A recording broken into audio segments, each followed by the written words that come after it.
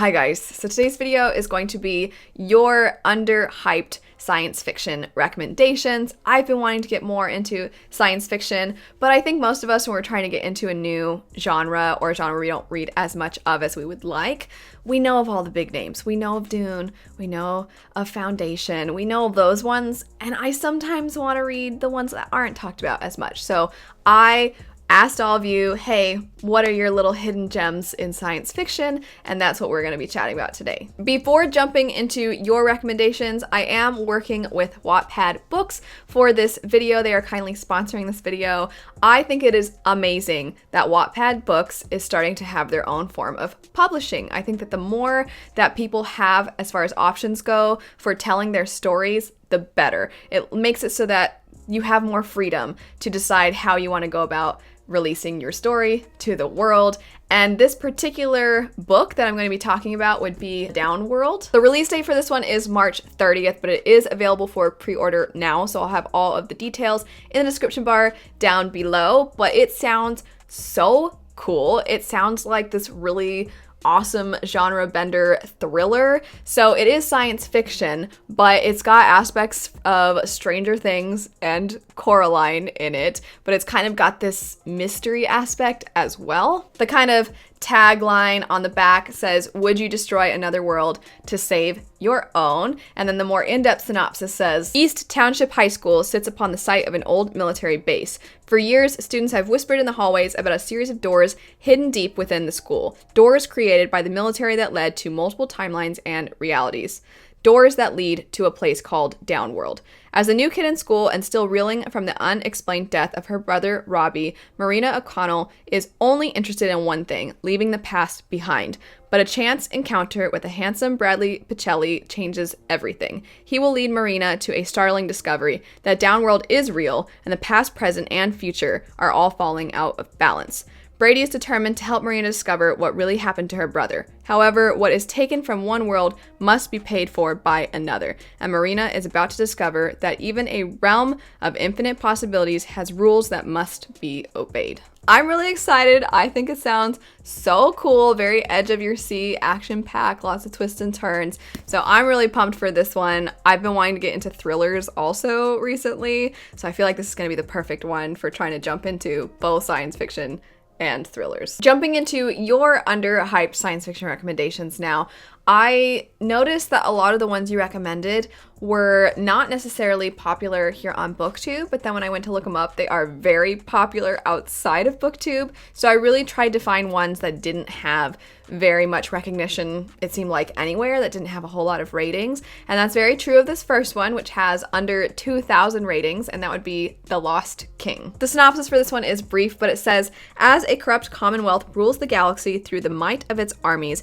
its most influential general, a renegade guardian of the deposed Starfire royal line, pursues the rumor of a hidden heir to the throne and searches for a woman he loves and is destined to destroy. Definitely seems like it has some familiar tropes, so I know that's always very appealing to me when I'm getting into a new genre. The next one, though, would be The Mount. This one sounds very interesting. Seems like it really utilizes things about science fiction that a lot of people love, which is the kind of questioning of morality, what it means to be a person, and also aliens. This one has less than 1,500 ratings. The description for this one says, Charlie is an athlete. He wants to be painted crossing the finish line in his racing silks with a medal around his neck. But Charlie isn't a runner. He is a human mount, the property of one of the alien invaders called Hoots. Charlie hasn't seen his mother in years, and his father is hiding out in the mountains with the other free humans. The Hoots own the world, but the humans want it back. Charlie knows how to be a good mount. Now he's going to have to learn how to be a good human being. I glanced through some of the reviews, and it seems like this book really explores the idea of kind of being comfortable in being oppressed and lacking power, and how it's almost a matter of brainwashing. So it sounds really fascinating. I haven't ever heard anybody talk about it. The next one is the only one that I picked that has a decent amount of ratings, but even then it's not a ton. It has 14,000. That's still a lot.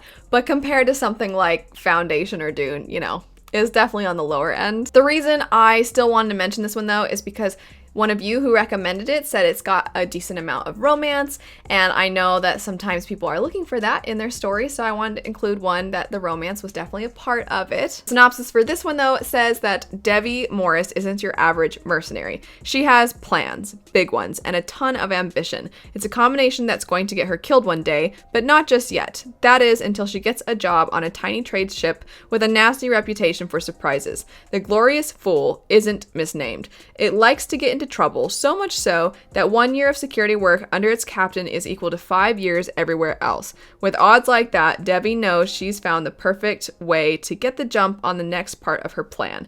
But the Fool doesn't give up its secrets without a fight, and 1 year on this ship might be even more than Debbie can handle. Next up after that, we have Midnight on the Electric. This one has roughly 5,000 ratings. Synopsis for this one's a little bit longer. I'll try to get through it kind of quick, but it says, divided by time, ignited by a spark, Kansas 2065.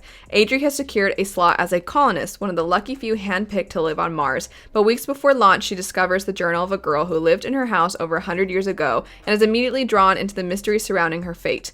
While Adri knows she must focus on the mission ahead, she becomes captivated by a life that's been lost in time, and how it might be inextricably tied to her own.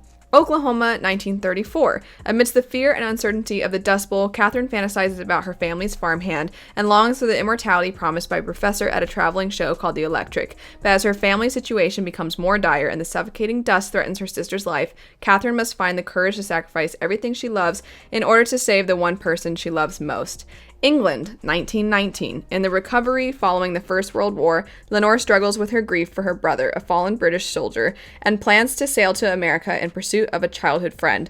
But even if she makes it that far, will her friend be the person she remembers and the one who can bring her back to herself?